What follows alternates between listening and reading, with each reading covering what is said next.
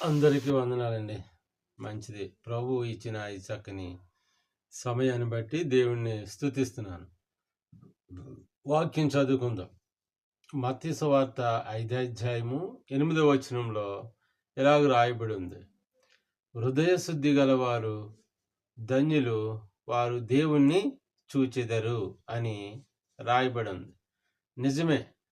మనందరికి కూడా ఈ విశ్వాస జీవితాన్ని ముగించాక ఒకరోజు మరి దేవుణ్ణి చూడాలని మనందరికి కూడా ఒక ఆశ ఉంటుంది.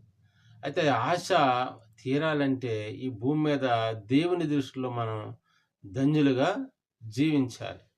మరి ధన్యులుగా జీవించాలంటే ఇక మనం హృదయ శుద్ధి కలిగి ఉండాలి.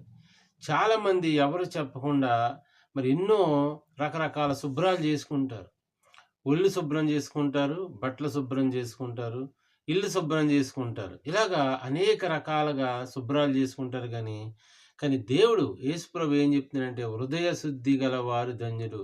దేవుడు హృదయాన్ని శుద్ధి చేసుకోమంటున్నాడు. హృదయం నిండా చీకటి, పాపపు ఆలోచనలు. ఒక విషయం తెలుసండి, దేవుడు మనల్ని ఏది అడగడు, కానీ ఇక మనలో ఉన్న ఆ చిన్న హృదయాన్ని అడుగుతాడు.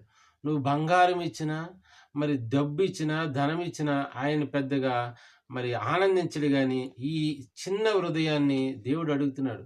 దేవుడికి ఆ హృదయాన్ని ఇస్తే ఆయన ఆ హృదయంలోకి వస్తాడు. ఆయన వస్తే మన జీవితాన్ని సరైన మార్గంలో నడిపిస్తాడు. అలా నడిపించినప్పుడు దేవుడి దృష్టిలో మనం ఈ భూమి మీద యథార్థంగా ధన్యులుగా ఉంటాం. అందుకనే హృదయ శుద్ధి గలవారు ధన్యులు, వారు దేవుణ్ణి చూచెదరని వాక్యం సెలవిస్తుంది. మన హృదయాన్ని శుద్ధి చేసుకుంటే దేవుడు మన హృదయంలోకి వస్తాడు. ఆయన మన హృదయం నుండి ఆయన మన జీవితాన్ని సరిచేస్తాడు. అప్పుడు ఈ భూమి మీద దేవుని దృష్టిలో మనం ధన్యులుగా ఉంటాం. తర్వాత ఆ దేవుణ్ణి చూసే భాగ్యం మనందరికి కూడా పరలోక రాజ్యంలో దొరికిద్ది. దేవుడు తన మాటలు దీవించును గాక. ఆమేన్. వందనాలు.